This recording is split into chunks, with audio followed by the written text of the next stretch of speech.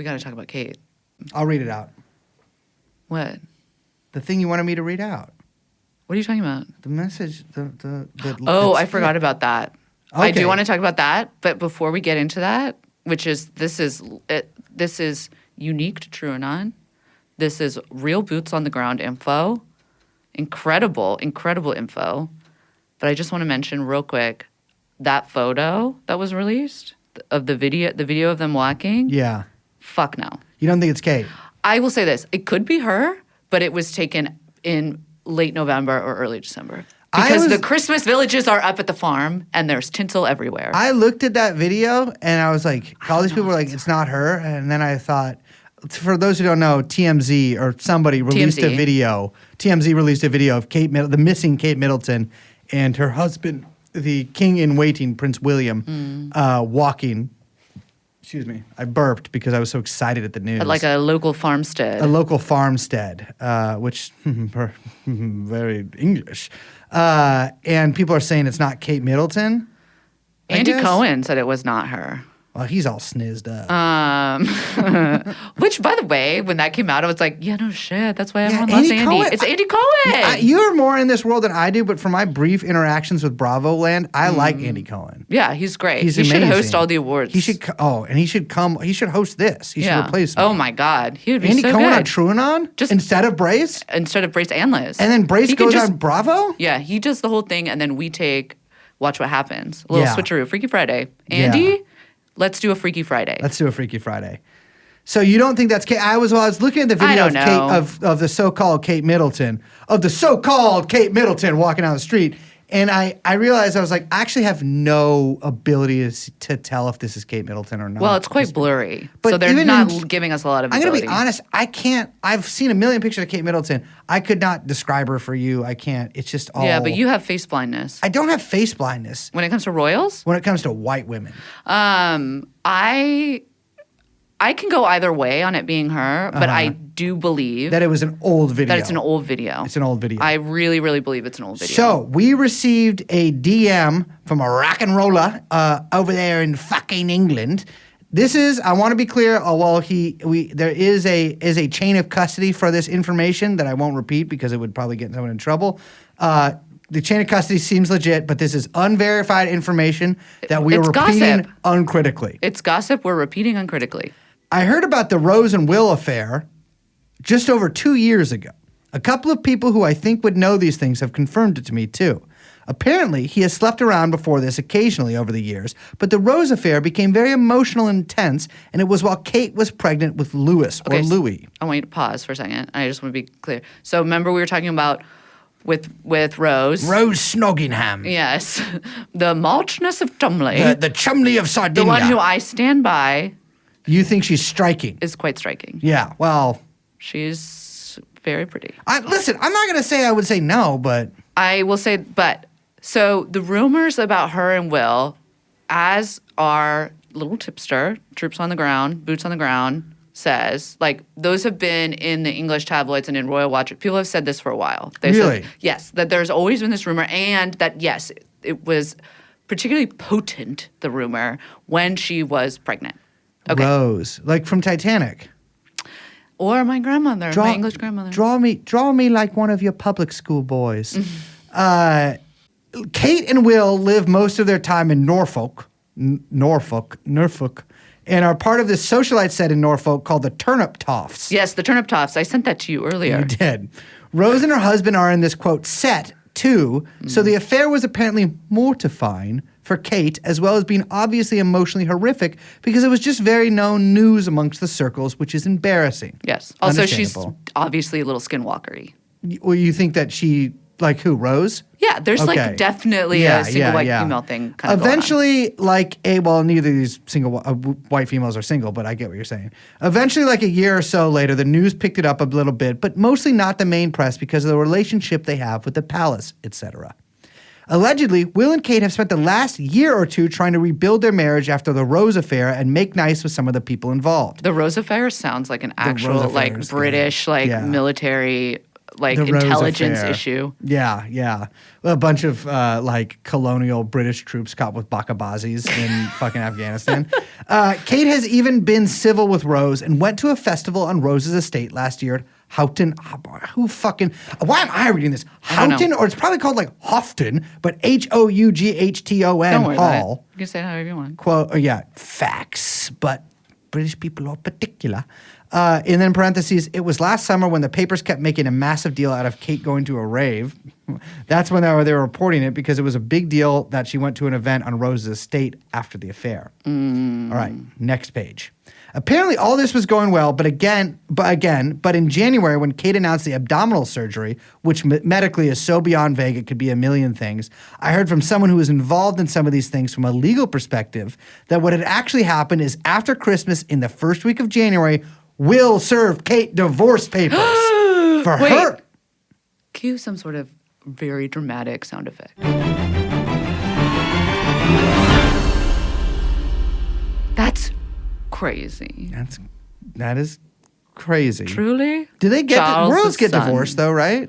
They Truly do that. Charles' son. Yeah. For her, it came out of nowhere and also was immediately obvious to her that it had been planned for a long time between Will and the palace, and he was waiting for Christmas to be over. But I don't know why. I guess the thing is, okay, wait. I'm going to pause you. I know there's more to come. Rock with it, baby.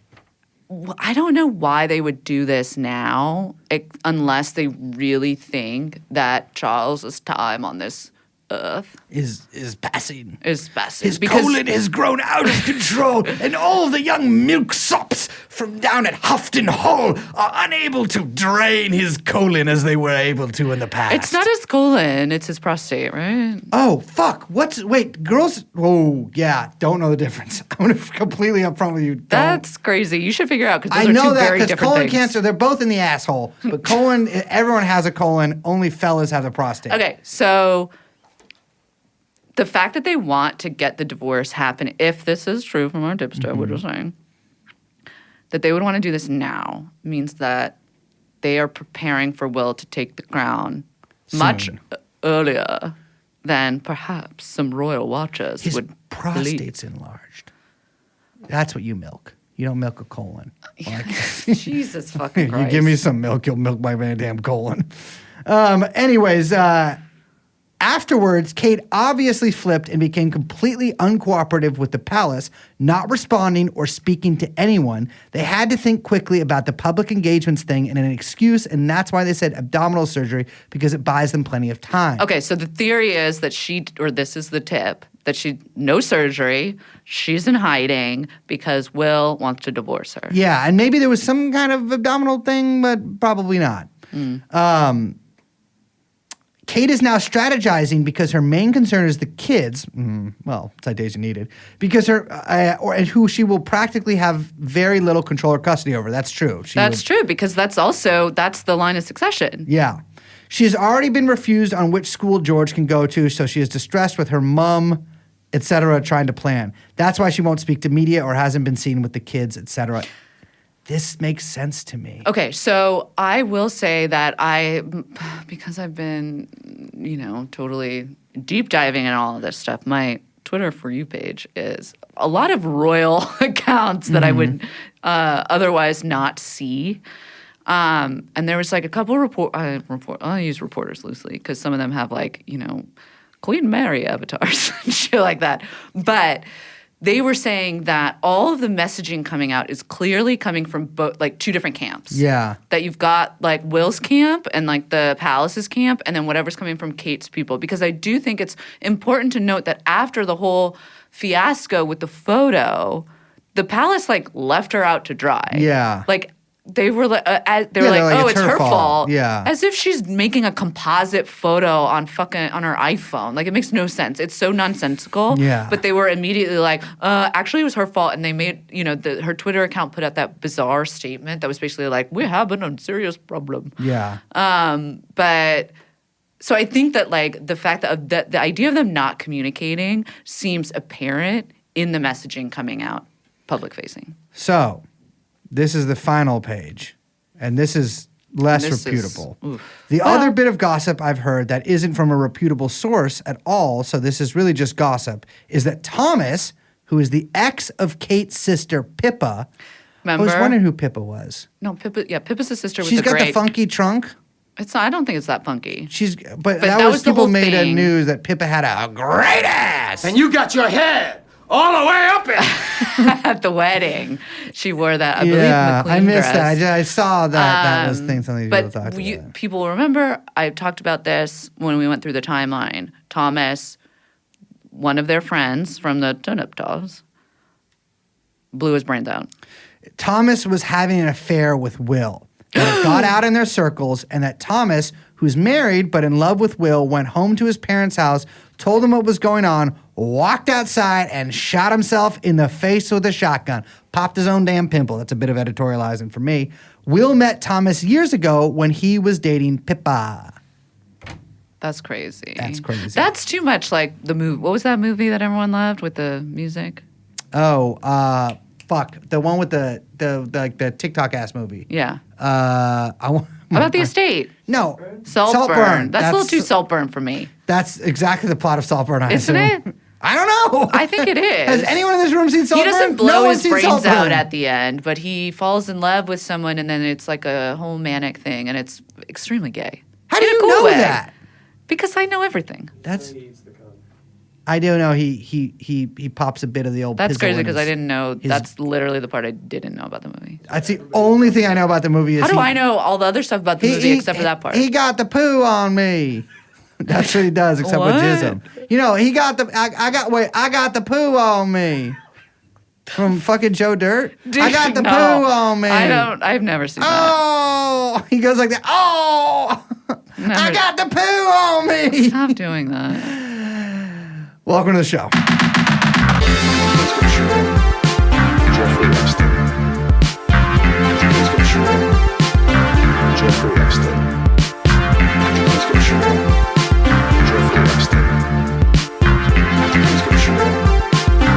Jeffrey Epstein. Come in. Ladies and gentlemen, I do not have the poo on me. My name is Brace Belden. I'm Liz. The turnip tofu itself. And here we are. Here's the peppermint punk. Young Chomsky, the producer of this podcast, which is called TrueAnon. Hello. A minor gonging. We have a guest today. We do, which we didn't intro because we just At started all. recording and started talking. But we have with us today Max Reed.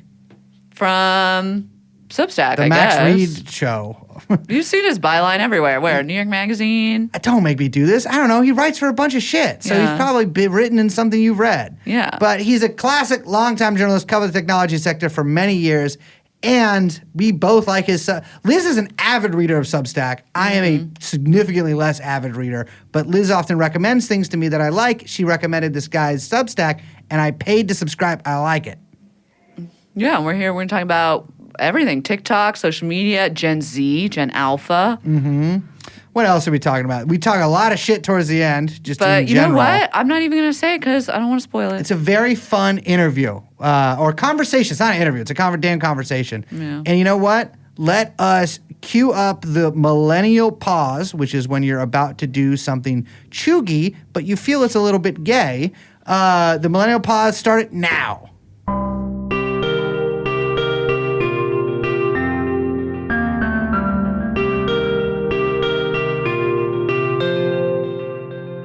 I was born in '85. Strong too. memories. I worked at a video store. Things that don't exist anymore. Like I Here? have. No, in New Jersey where I grew up, and it's strong memories of like physical media and like having to draw maps on a piece of paper to know where I was going when I first moved to New York City or whatever, and my brother's born in '89. He probably has, he has the same. There's some like vestigial like understanding. Well, I wasn't raised by computer. I was raised by man. But I didn't. I am a late adopter to digital goods because I didn't like my family had one. We had one computer, but I was only allowed on it for 30 minutes a day. And so I've told this story on the show before, but like I tried to play EverQuest and that didn't work, and that sort of ended my professional gaming career because it would take so long to boot up. But I didn't get a smartphone until after high school. Like Yeah, I think me like too. 19 or something. Oh, I mean, I was in college when the Yeah. iPhone Well, I'm came younger. out. So Yeah. like I was, yeah. I had dropped out of college by then, but I was an extremely online tween and teen. Mm-hmm. Like I was super into AIM and learning how to build websites. I taught myself like all the computer coding, and I would like so embarrassed. Like I'd be like, I'm gonna build a Dawson's Creek GeoCities so I Really? can like teach myself how to and like early fandom. You do kind of, whenever we talk about our website and stuff, you do have like ideas. I fucking know how to build a website Okay. in 2002.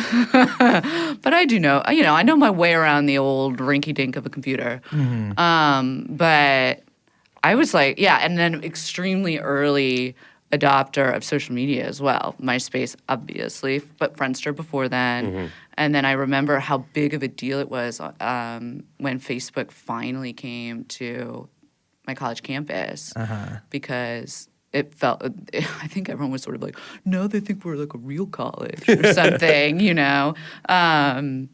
But so I have like always been, I feel like I've always been like an extremely online person, even though I feel very proud to be not digitally native. And I feel like always had like one foot in, one foot out.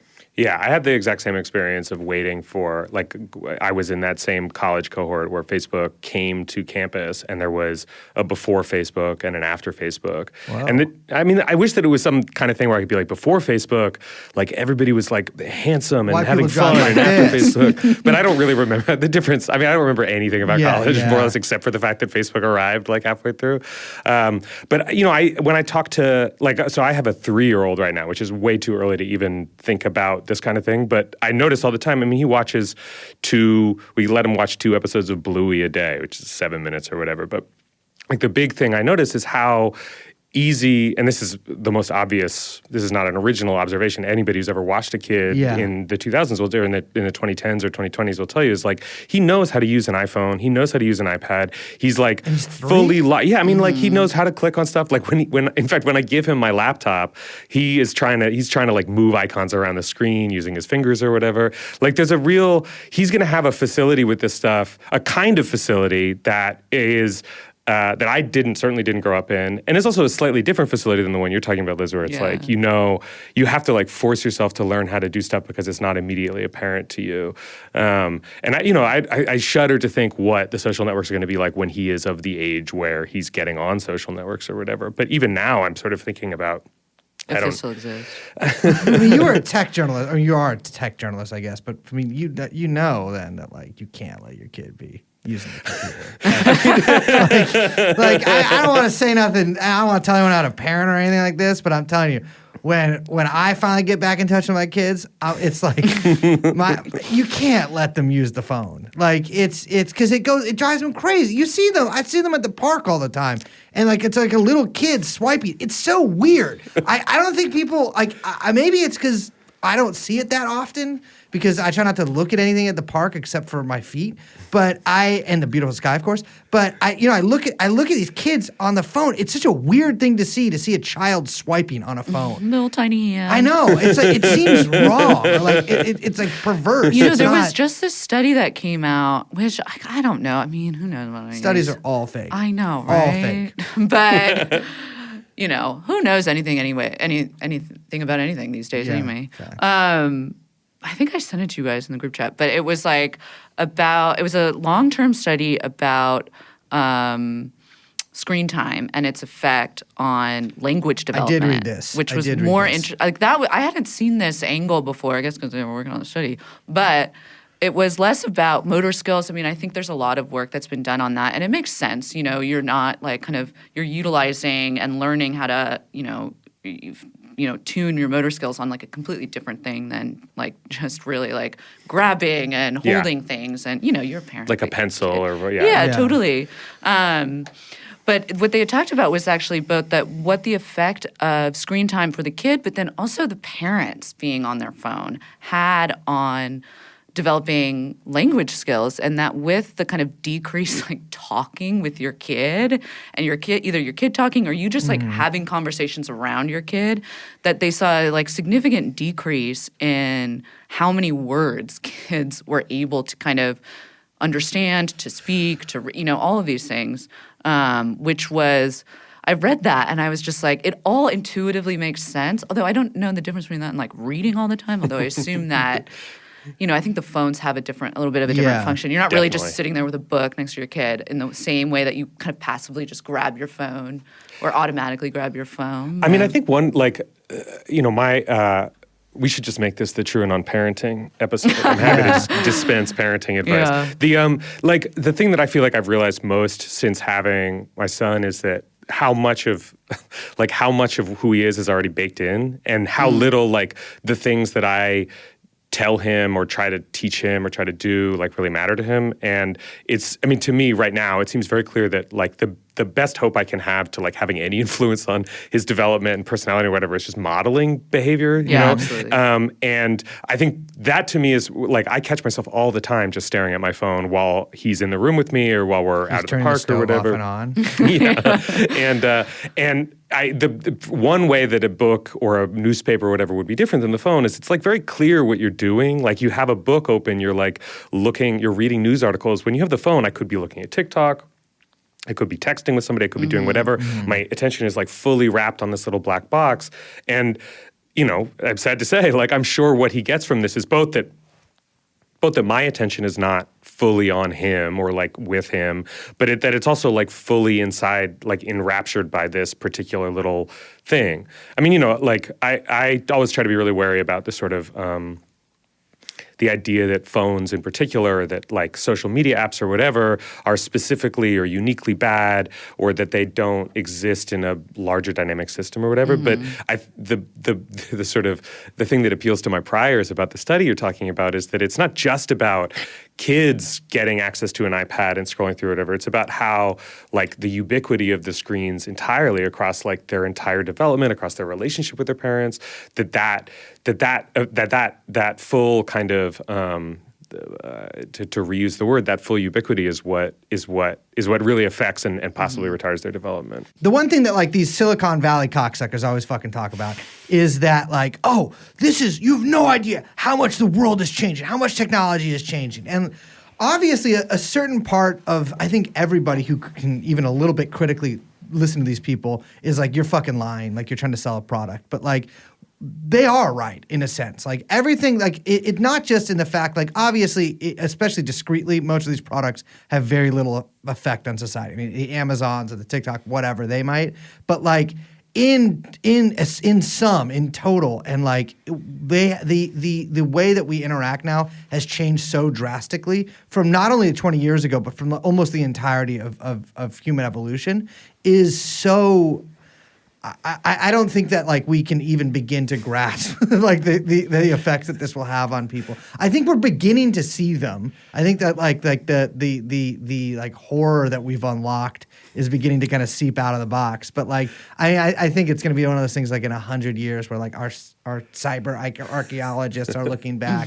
They're going to be like, this was a time of like untold schizophrenia and madness in society. I mean, a lot of people have said this before. I mean, I think even Matt Carson has said this before, where it's like kind of, the advent of the printing press, and what that did to, in this, when I was 16th, 17th century or whatever, what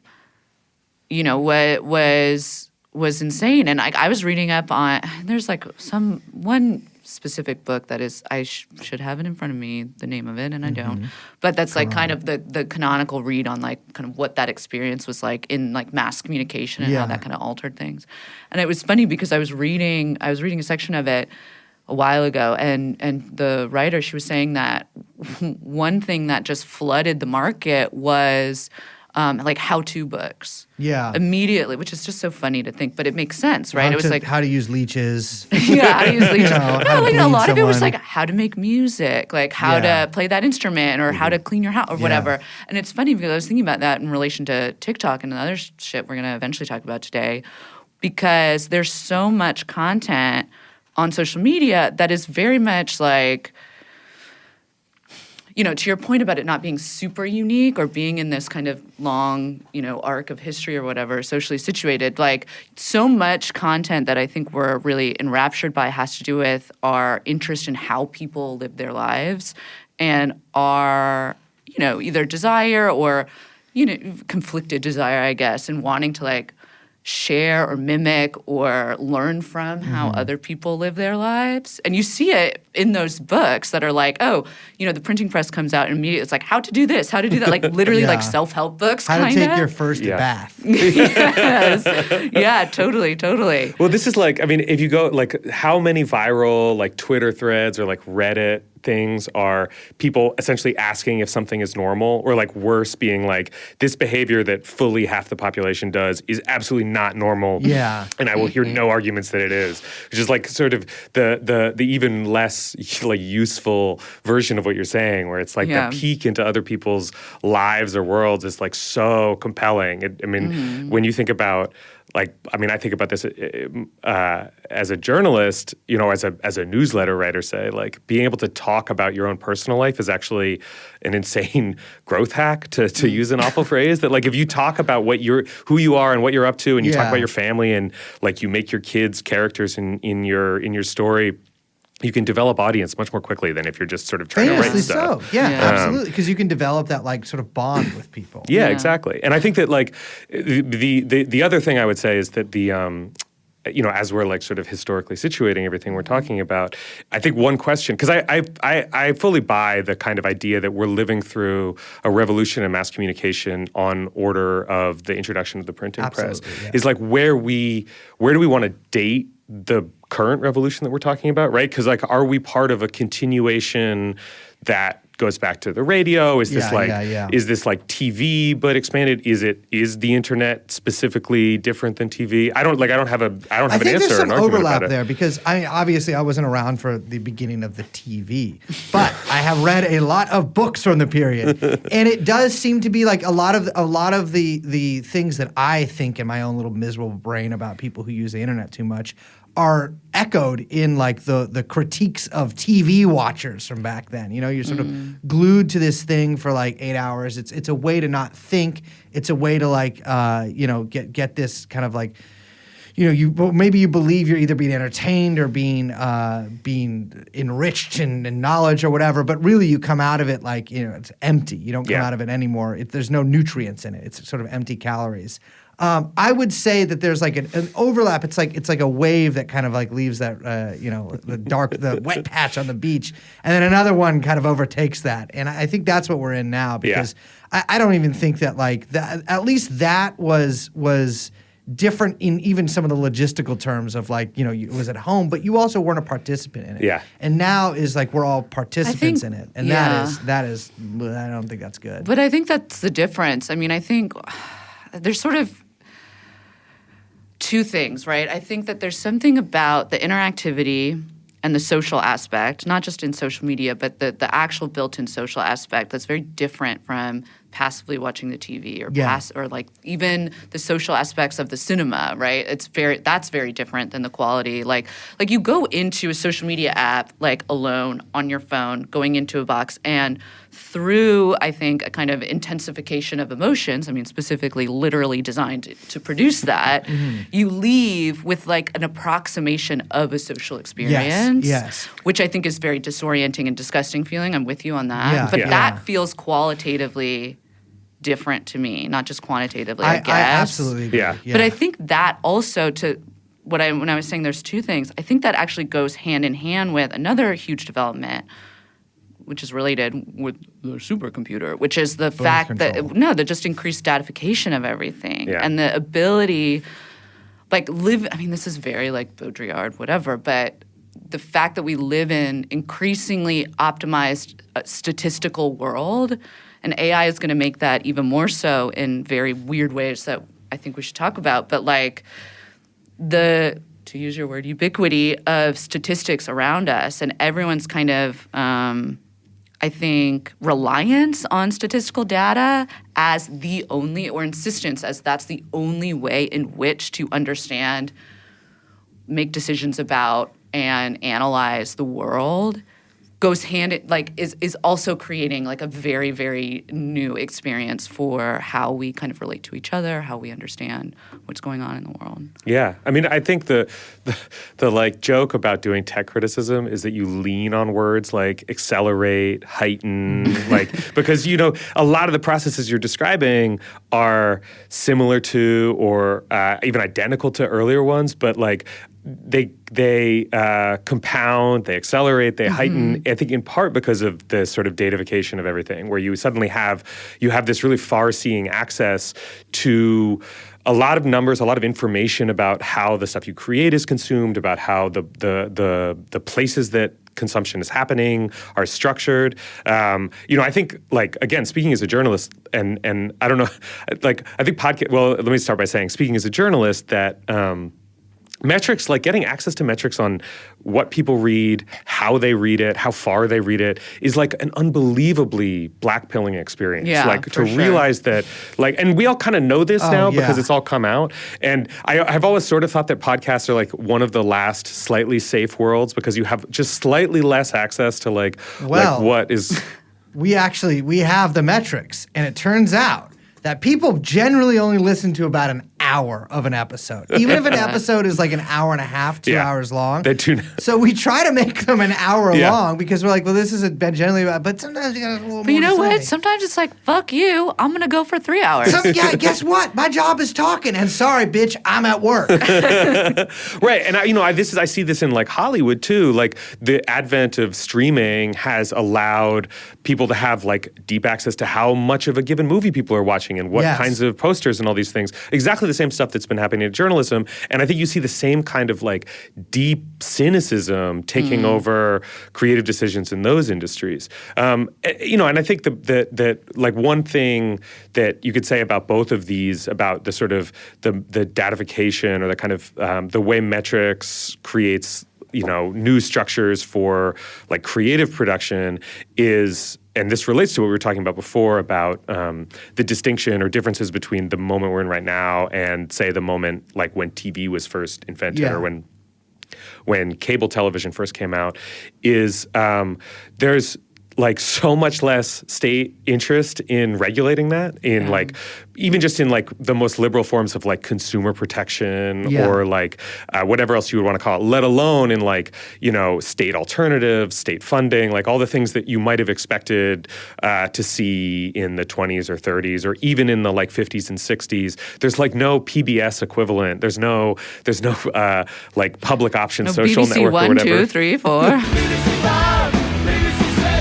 Right, exactly. And so like the other reason that we use words like accelerates, and the one reason we keep talking about how it's getting worse and worse and worse is that like the whole political economy around communications technology is different. It's not just that the technology has changed, but like the appetite for restricting or regulating or figuring out how to deal with that technology is essentially gone. And what's worse is that the political economy, like or the coalitions you might assemble to try and stop it, like you're also going up against, and again, this is something I'm sure will come up a lot when we talk about this, is the national security state, which is so excited by the datafication of everything. I mean, even when it has no use, the fact that they can track and watch and peer into all this stuff, which means that if you want to shift the way things are made online, if you want to shift the kinds of the weights of how stuff gets distributed or read or consumed, if you want to change the way the internet works, like you're not just sort of fighting against a bunch of multi-billion-dollar international conglomerates. Which is its own crazy which is its own fight. fucking problem. It's also the Pentagon and the NSA. It's going to sit there and be like, well, hold on now. We actually do need to know how many TikToks Brace watched because he's on like 6 different, you know. Adult babies. I'm sorry. Yeah, exactly. They had nice diapers. But you know what's interesting to me is like I agree with that completely, and I think that it's, you know, there's no fair fight, and it's an uphill battle on so many different fronts. But then you also have a very like, you know, passionate and thick American middle class that fucking loves this shit. Like that's the other thing is that it's popular, people love it. Like so let's talk about TikTok. Like, you know, it came out, and you'd written about this I think last week. About the possible impending ban of TikTok. Let's use ban. Congress rushed through a motherfucking bill. Yeah. Let's put that in quotation marks, and we'll get into what that actually means, or maybe means in a second. But like immediately, you had like TikTok superstars or whatever coming out being like, I can't believe, Congress did like this is my livelihood, blah, blah, blah. Like, because they are hard work. Those are the faces of hardworking American small business owners now, people. And, all of these, we were talking about this before we started recording, part of the problem with social media, and we're all in here and we're, recipients of this, is that it has opened up all of these new pathways to American Main Street where you can set up your small business shop. And so you have a very thick, very because of the nature of the business, extremely mediatized, and extremely opinionated, and extremely active American middle class that has economic interests in keeping this shit open and unregulated. Yeah. A version of this fight this is a dynamic I've been thinking about a lot. So I'm in the WGA, the Screenwriters Guild, and we went on strike last year. And like there were a number of different issues in the strike, and one of them was that compensation had gone down for among other reasons because the length of like job assignments had shortened essentially, and it. Part of what had gone over the last 10 years in the industry is because of the advent of streaming, because of a lot of sort of VC and other kinds of money flowing into the space, more and more shows were getting made, which meant that more and more people were getting jobs. And the union was in a difficult position that's not at all sort of unfamiliar, I don't think, in the history of labor action, where essentially, and I'm speaking just as a member, not like on behalf of WGA, I think I would not characterize this the same way. There's going to be less work for writers after this strike. Like, there is going to be less to go around. And part of the point of the union and of the labor action is to set laws to enforce like more sort of work filling that. More work, to set laws to enforce an actual market for labor that allows workers to be compensated, right?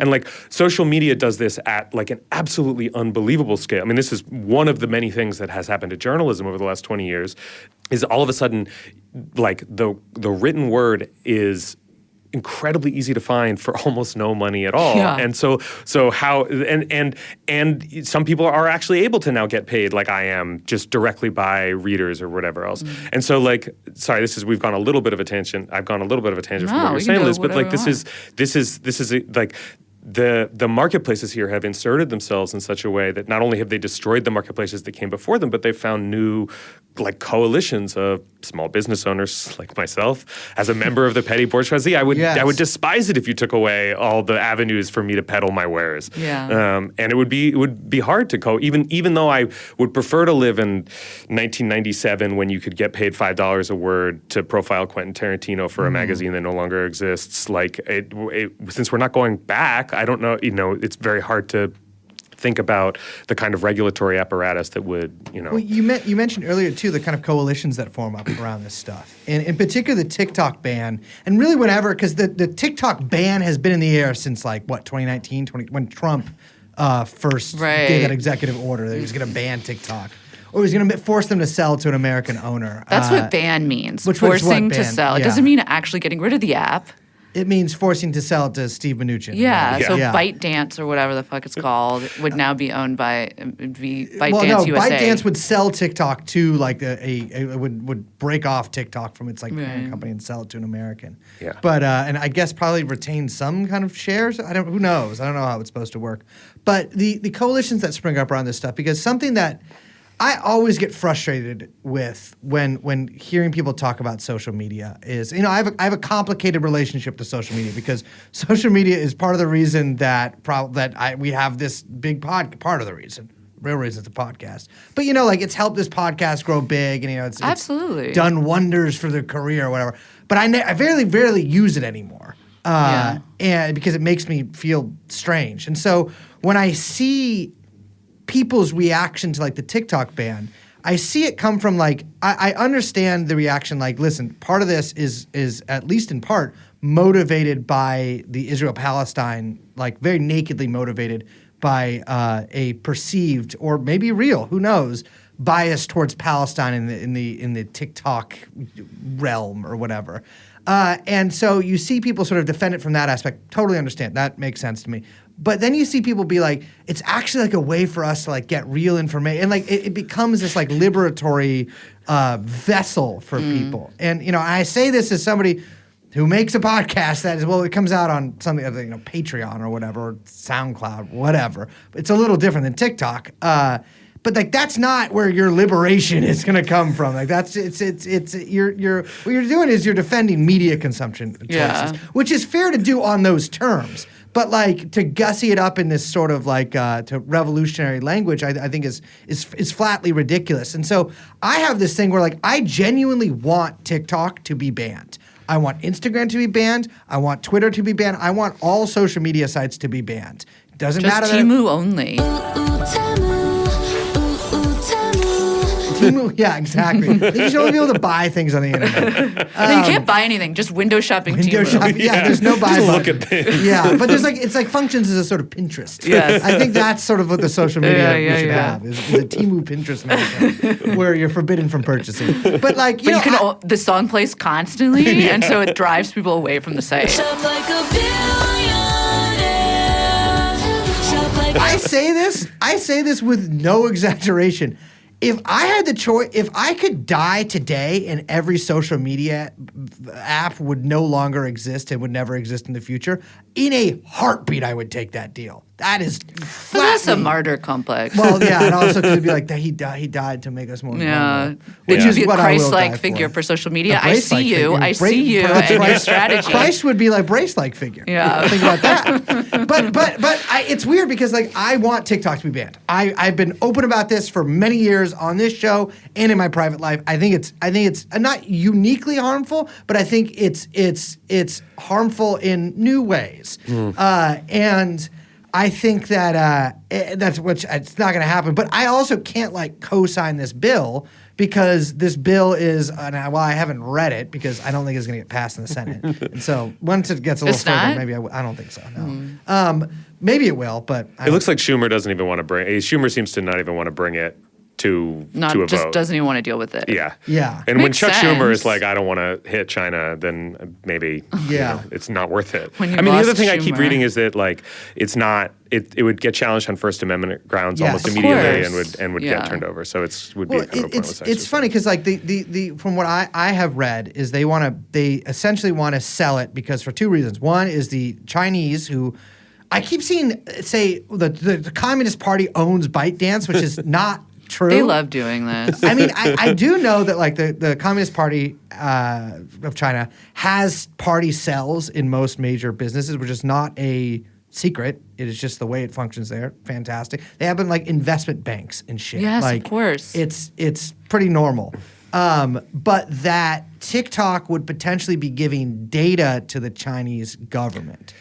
And TikTok has said, and there's no indication this has ever happened before. I mean, I'm sure it has, but like, there's no indication this has ever happened. And I don't, by the way, to be clear, I don't care that it has. I do think there are some TikTok employees who've said that they've found not U.S. data, but that the CCP got Hong Kong protester data from TikTok, which sounds plausible. I mean, I this is one of those things you read it and you know that everybody quoted in the article is like, has at least two handlers from three different agencies or whatever. So you're like, but it's like plausible. I mean, why yeah, not? Let's- I'm not saying, like, here's the thing. If I was China, I would do that. So but I don't know what country wouldn't. Like, Exactly. setting Well, aside- I mean, this is somebody was Yeah. pointing out. Spencer Ackman was actually just pointing out that just in December, the Republican head of the House Intelligence Committee was trying to get Section 702, which is like Sure. the FISA Act that lets the FBI dip into all of the NSA's goodies.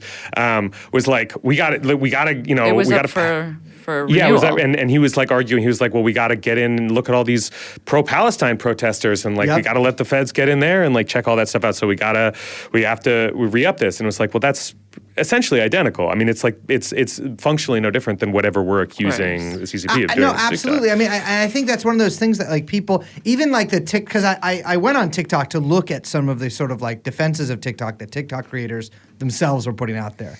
And a lot of it was from a pretty understandable position of like, listen, we all know all social media platforms take all of our information and give it to whatever government. Like, how does that change the status quo now? And like, while that is kind of not a nihilistic viewpoint, I mean, it's a real viewpoint. It's a realistic. That is true. It's realistic. Yeah. It's kind of my viewpoint. Well, Well, yeah. like it's- straightforwardly as an American, like I've been to protests I've been to pro-Palestine protests in the city. I've been to, whatever. It's like the CCP doesn't give a shit about me. But Yeah. like presumably if an NSA agent wanted to make my life really shitty for a few years, they absolutely could do that. And Yeah. so just like from a purely cynical point of view, I actually care way less if the CCP owns my social media. Well, I want if we're gonna do World War III, obviously you guys know what side I'm on. So it's like I'm stepping way back. I'm like, yeah, I think they should buy Instagram.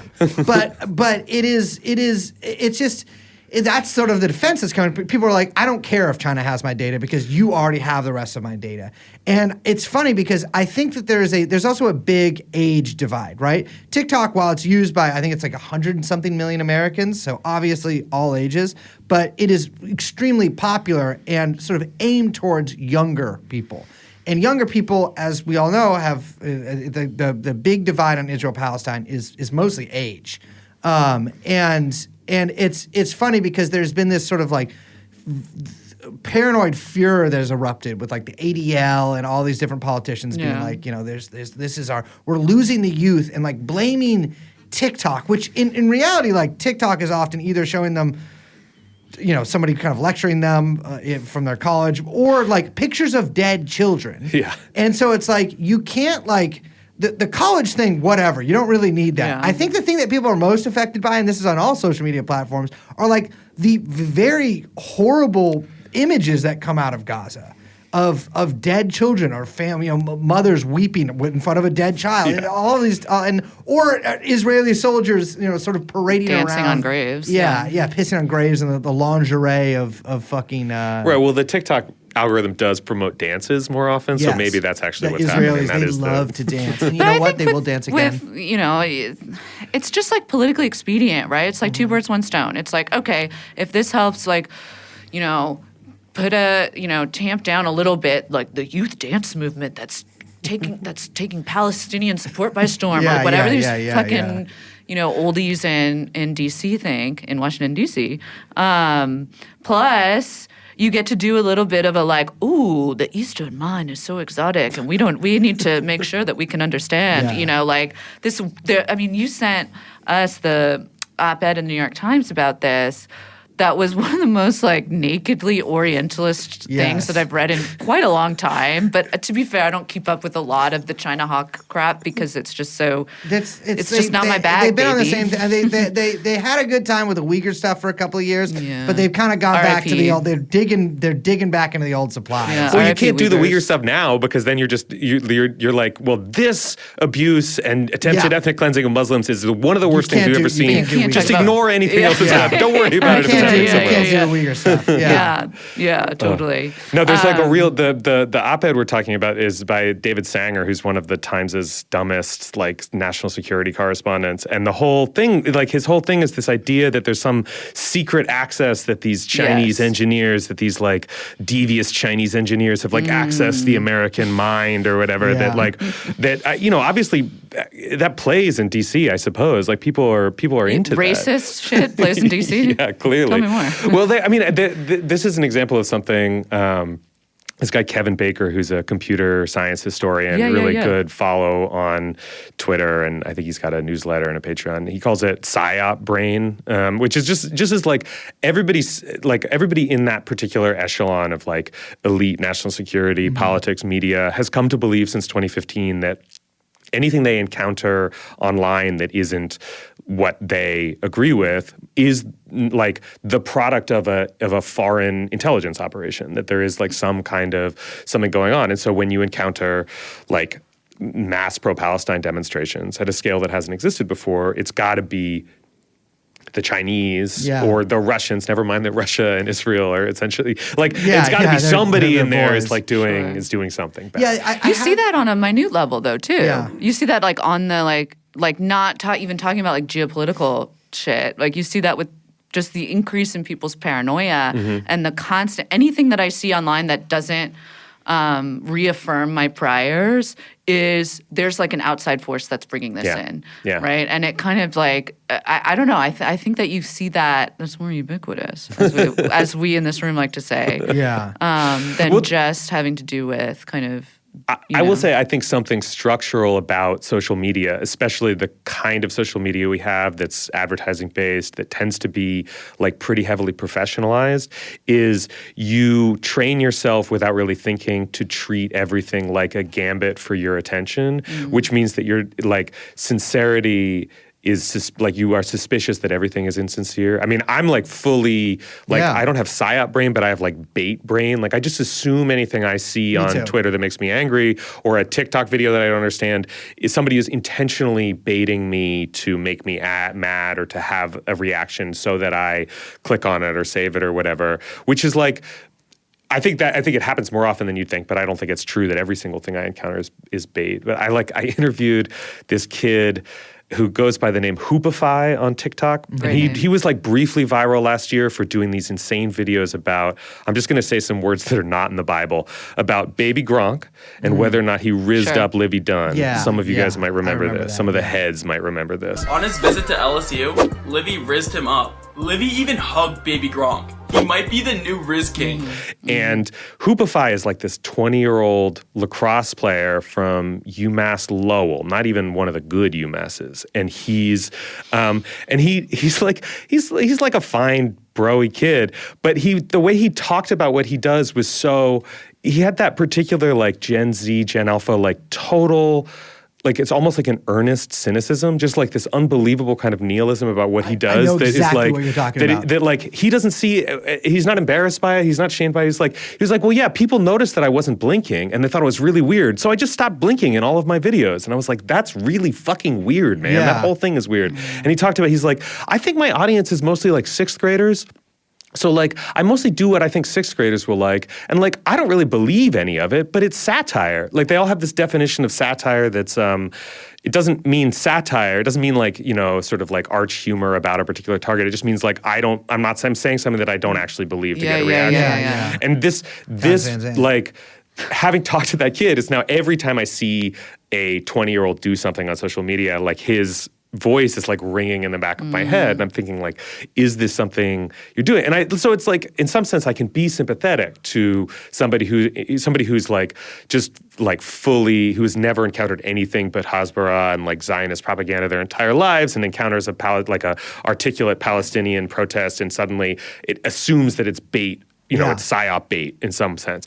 But like, if you're a politician, if your point is to like, you know, to read the tea leaves, so to speak, and to like democratically represent your people, like that's a really bad way to govern, because all of a sudden you are way out on a limb, assuming that everything that everybody is disagreeing with you about is the result of China owning TikTok and has nothing to do with like actual material conditions or like, well, we could trace this back. I mean, we could trace this back much further. I mean, with the what's the Zinoviev letter, you know, you know, it's like there's actually this secret plot by the communists to infliterate everything. And, right. And I mean, James Jesus Angleton Angleton was like he almost died of psyop paranoia. brain. Yeah. He was literally sick with it.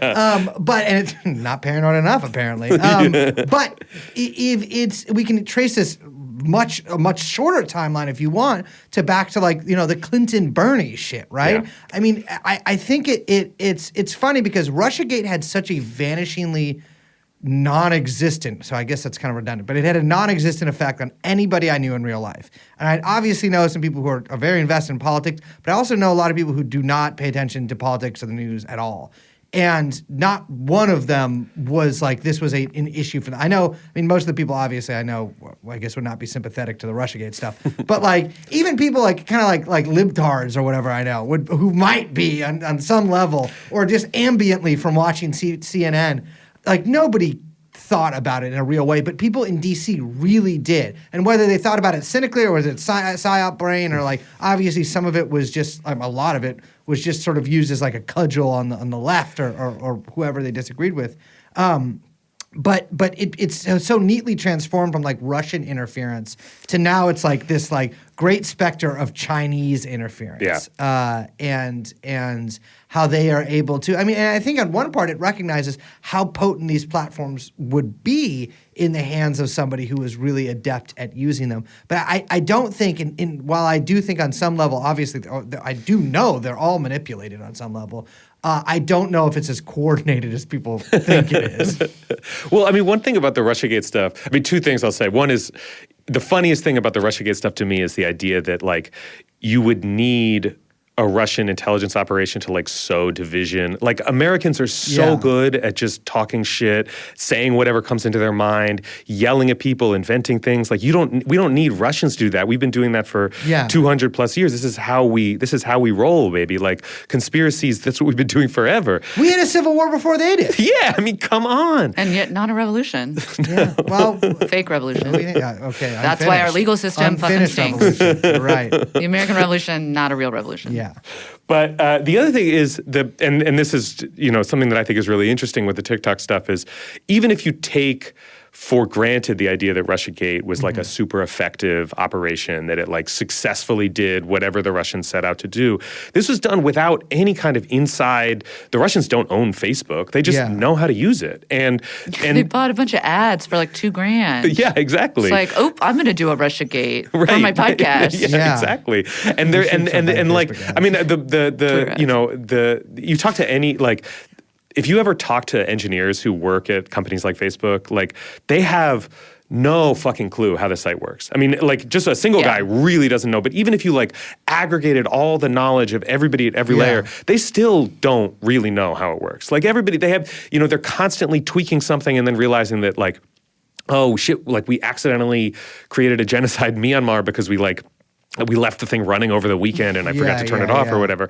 And so like the fact that Russiagate is the kind of precursor to this China stuff is interesting, I guess, because the fear you hear talked about a lot with TikTok is the idea that the Chinese control of the algorithms, whatever the algorithm means in people's heads, is what's going to allow them to like sow propaganda. Yeah. When presumably, if you believe the Russiagate story, they don't need that control at all. They just need to like pay attention to what makes people angry online. They need to do what influencers do and just do it for China, basically. Yeah. So what China needs to start doing is hiring like maybe 2 masculine traditional men, surrounding them with about 6 OnlyFans models from Miami, and just letting it rip on Israel-Palestine. Yeah, I think that's exactly right. And I hope that Xi Jinping is listening right now because I would love to see that.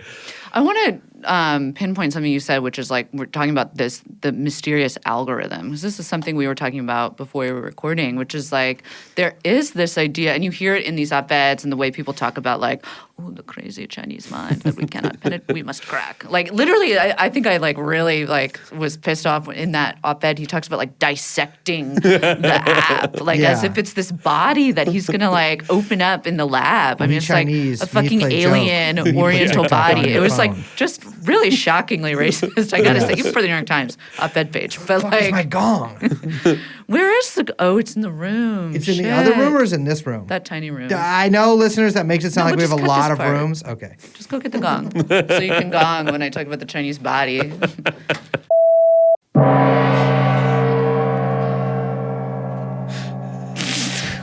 I miss that guy. Sorry, folks. I had to retrieve the gong. Liz hid the gong from me. That's not what happened. Well, no, but I Don't say that. That's a lie. That's fake news.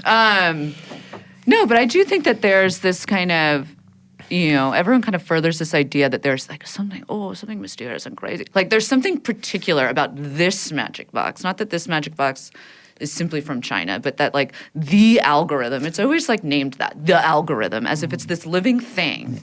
That there's something particular about TikTok's the algorithm that makes us so susceptible to these like teen dance crazes that we just can't stop shaking our bodies. You know what I mean? It's like very, Salem witch trial or whatever.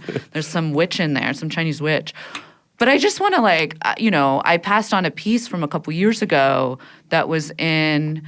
I can't remember. It was like one of Columbia University's like think tank. I assume it's a think tank. I think it was one of the J school things. Actually. Okay. Yeah. Arvin Narayan. Okay, they're called yeshivas. Arvind Narayanan at Columbia University, he wrote a piece called TikTok's Secret Sauce. This is from a couple years ago, but I thought it was just, it laid bare some like important facts about this. And he writes, there's no truth to the idea that TikTok's algorithm is more advanced than its peers. From everything we know, TikTok's own description, leaked documents, studies, and reverse engineering efforts, it's a standard recommender system of the kind that every major social media platform uses. And he goes on in that piece to talk about the thing that's unique about TikTok, to kind of bring us back to what we were talking about earlier with the TV, is the design of the thing. And it's the swiping. It's the passive swiping of it. And I think it's so funny. I mean, it's very typical Washington, D.C., boomers, whatever, us old heads, being like, well, I don't understand why the kids are so into this thing. Why is Elvis shaking his pelvis like that?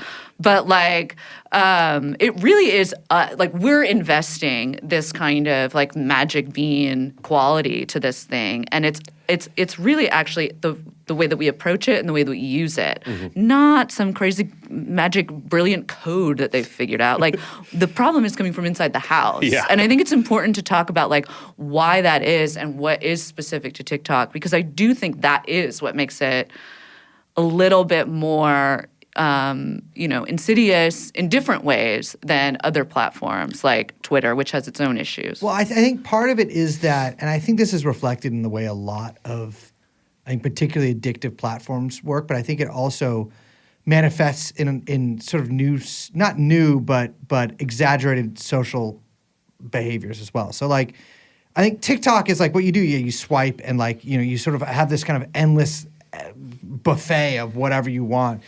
And you don't ever have to make a choice. You don't have to like be like, I'm gonna, you can not follow anybody. I don't know if I follow anybody, but maybe you like basically don't have a profile. You don't on have there. like it's not social media, and you don't find things like YouTube. You don't land on, you know what I mean? It's like something just appears to you. It appears to you, and like you don't have to like follow anybody or like make any content or like follow people back. It's like it's not for interacting with your peers in real life. I mean, some people use it like that, sure, but like I think the vast majority of people are just kind of seeing what's out there, endlessly. And I think that mirrors itself in like the way that people use dating apps and the way that people I think there's this like paralyzation of like endless choice that I don't think is like a huge social ill yet, but I think it's probably going to be in like 20 years of this vague nagging indecision that people have just that will carry through out of these kind of like the way that they use these social media apps into, I mean, who knows? I could be talking out of my ass. I mean, I think the thing about TikTok, and it's funny you bring up the dating apps because I do think there is a similar operation a little bit, which is that with TikTok, you're saying no until you say yes. And so when you're swiping, you're saying, okay, this isn't for me, this isn't for me, this isn't for me. And then when you land on something that you're interested in, you linger on it and you don't make any movement.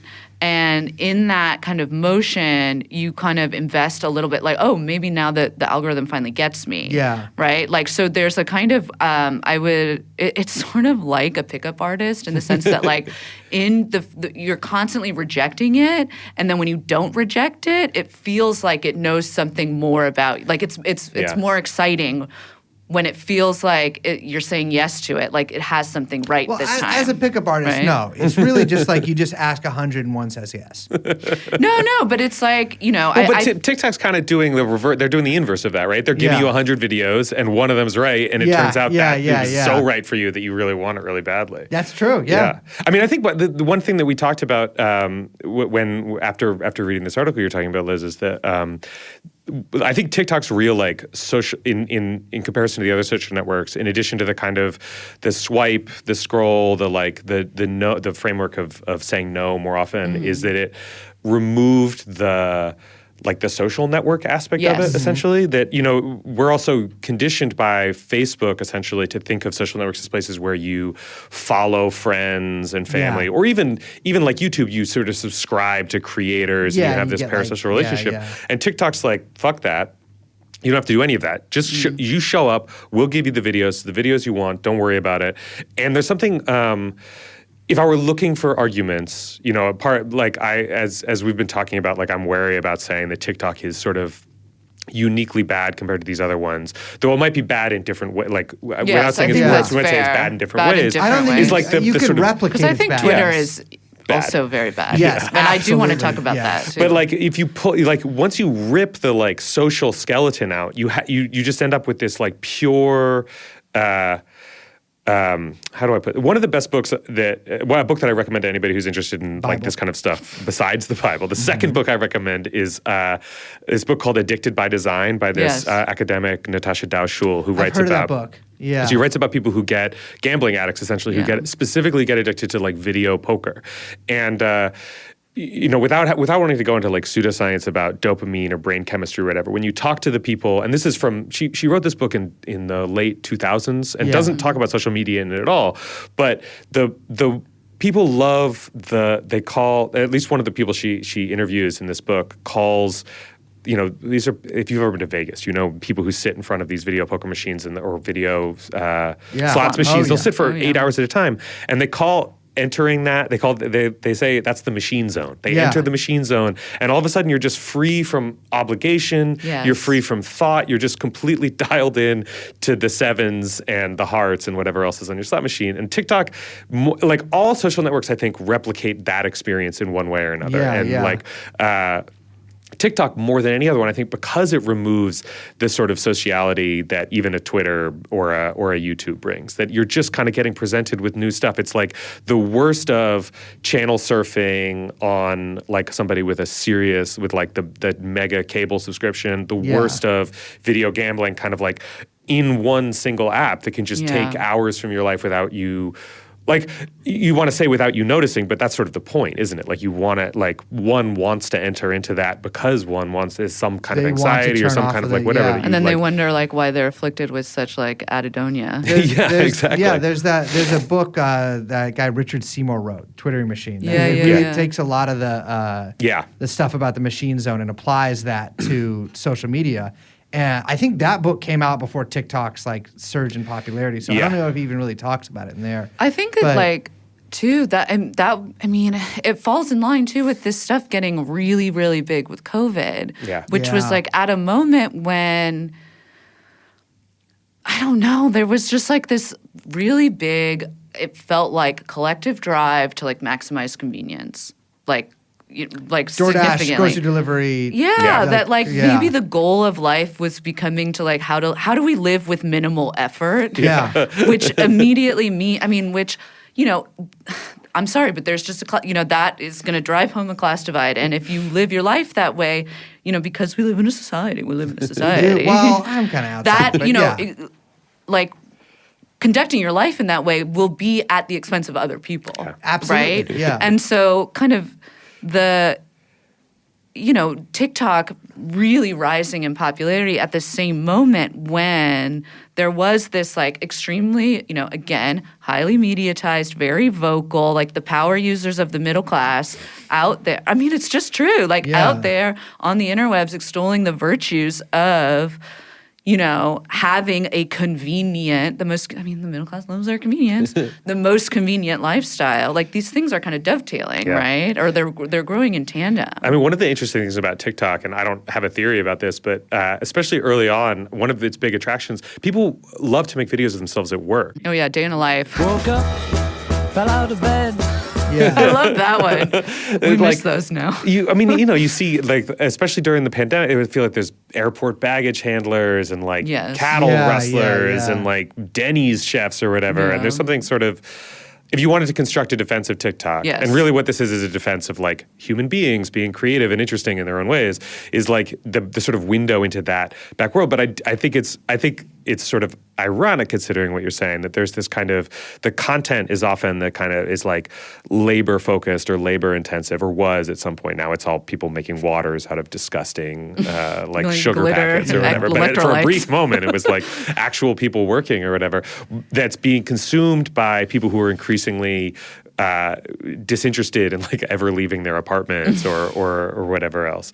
Yeah, you like hope that there's some sort of like de Tocquevillian, like utopian version of like we could see the everyman. You can see how the stevedores Look at work. how the Americans and their civil societies group together.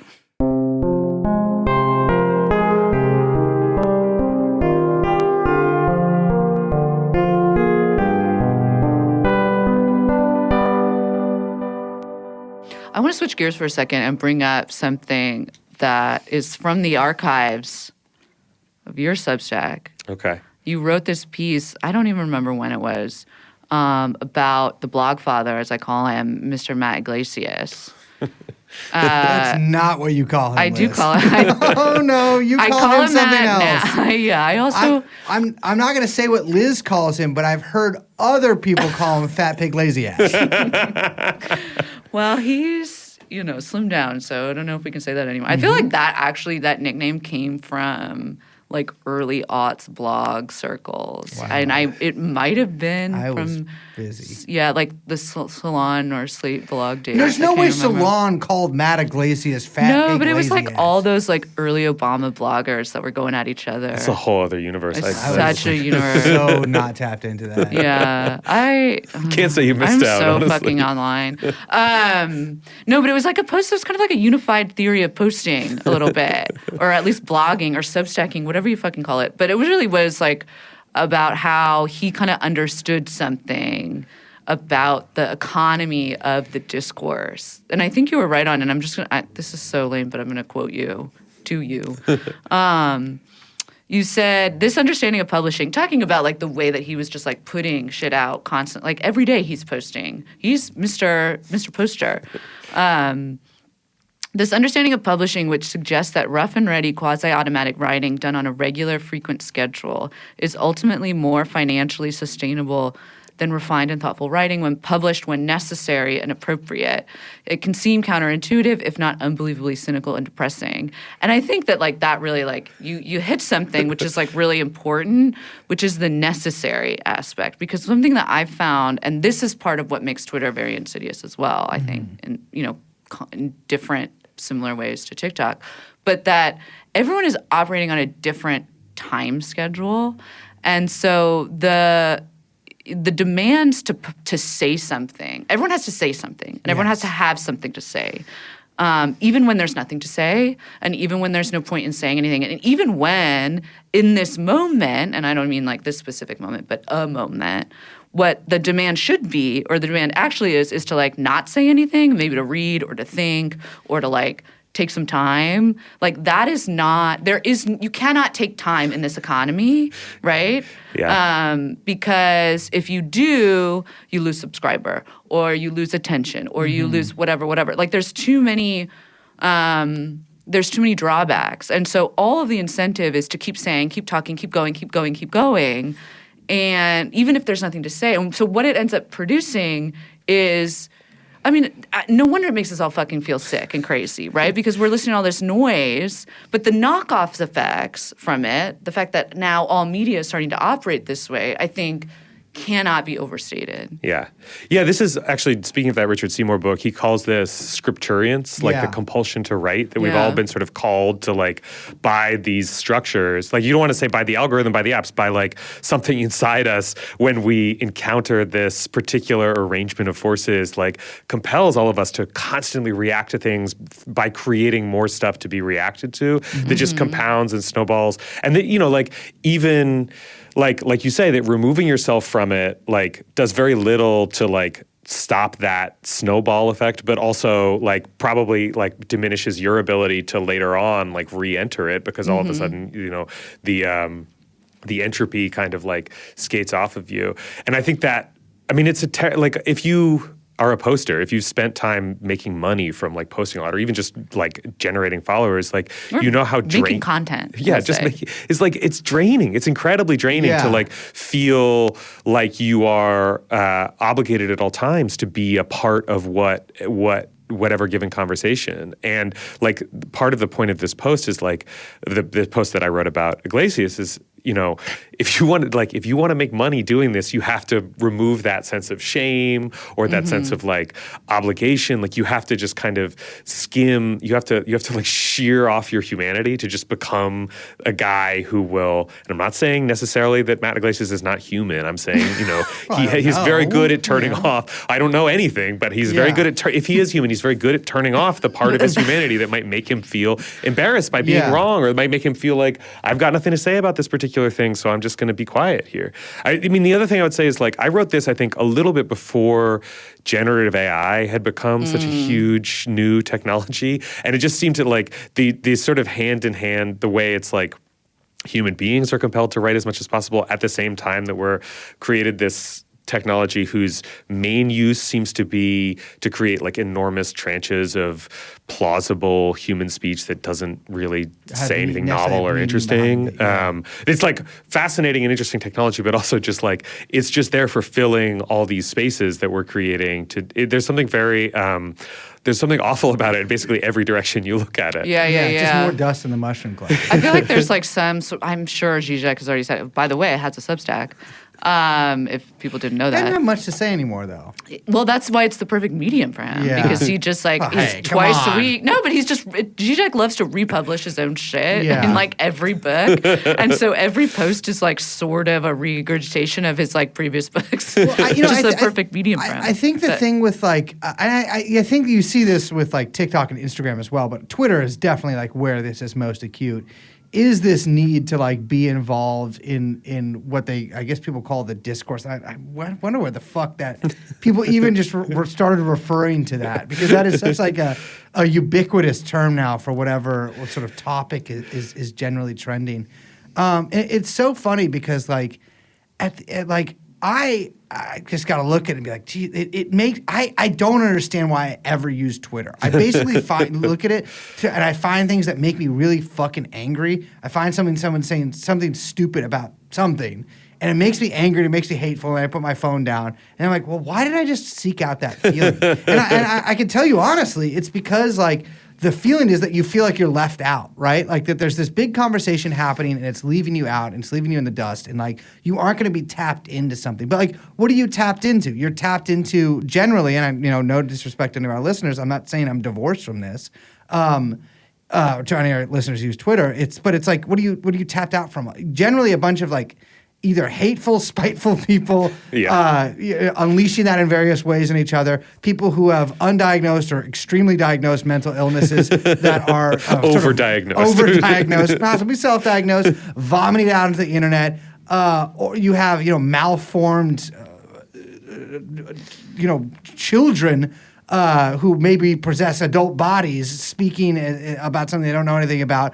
Or you have people, when this is very common now, just like baiting other people for engagement. Because I also think that something that can't be discounted now is that now that Twitter has this fake paid blue check thing where you can get paid for impressions and things like that, which is obviously, I think most people know it's a scam now, or like completely fake, but like I think that the top earners are making like $150 a month from this. Yeah. There was like a few banner like accounts that got like $20,000 from Twitter at the beginning, but that was a fake program. They just gave people But that's not even money. the promise of. I mean, yes, people wanted to get the like Krasenstein like post that was like, I'm making $150,000 from a Carson post, or like whatever. Yeah. But people want the notoriety. People want the social. There's the social aspect as well. And I think that like for all of the like malformed users on there. Yeah.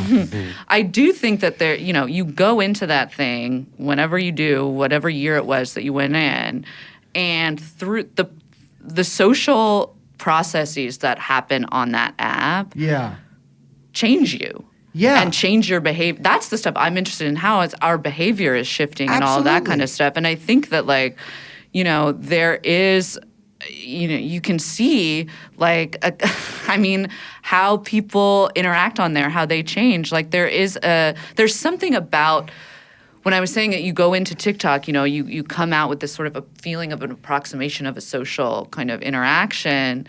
Like there's something about the architecture of these things that fuels the kind of mob mentality, the sort of like the classic cancellation techniques, like that people are trying to grasp for something that feels like a social, like a social experience. Yeah. And in order to approximate that, they go to the basest form of sociality, which is the kind of like very classic, like Schmittian, like friend enemy, oh, we just make a team. Yeah. And then that team fights against that team. I mean, everyone, sees this. And in Twitter, it has, specifically in media politics, Twitter, which is basically the one that we all live in, it has these weird ramifications because there are Twitter is real and not real at the same time. Real. These platforms affect people's lives in real ways. We have a following for a lot of reasons for our participation on that platform. We got a lot of listeners. But yeah. Yeah, but whatever. And people, look at the fall of the Ron Dion campaign. Exactly. Ron Dion, his whole and we can go back to Bernie and some of the people he hired straight from Twitter, but Ron Dion was, I have to say it like that, it's just so funny to me. It's fine. fucking crazy. To our foreign listeners, she's talking about Ron DeSantis. But his middle name is Dion. That is so named fucking after crazy. the great singer Dion. Yeah. If you're going to be named after any Dion. That's the one to be named after. Or Sanders. I would go for the singer. I know, but I'm just saying, you could do. Yeah. I don't think Ron DeSantis would do well named after Deion Sanders. No. I think it has to be after the singer. Although his college career, very interesting. Okay, so Ron Dion ran his whole campaign appealing to power users on Twitter, staffing up with group chat staffers, basically, elite grapers or whatever the fuck is going on in the back end over there. And he, that's real. That's real money. That's a real fucking, the guy who ran for president, he's the fucking governor of Florida. And that shit bombed. So it's real and fake at the same time. He ended up just what I'm saying? hiring a bunch of powerful Mexican Nazis. No, but I'm being serious. There's a real, social, things are happening on there, and it's very real, but it's also twisting everyone's fucking psyche and reproducing behavior and shaping behavior that has these kind of knockoff effects that no one really wants to take responsibility for also. One thing about Twitter, less so now that Elon bought it, but I think this is also part of the reason he bought it, is that it was the elite social network. It was where elite members of, especially what I guess you'd call representational industries, that you had journalists, politicians and political staffers, you had tech executives and tech workers, and you also had a lot of God, there's so many fucking TV writers writing about Trump for a year there, where they're the least funny people on the planet. Right, I know. I've never had to engineers. listen to a word a TV writer said except out of the mouth of a TV character before looking on Twitter. And boy, rough. It's you gotta talk to your unreal. WGA Movie colleagues there. Blob, he's on there.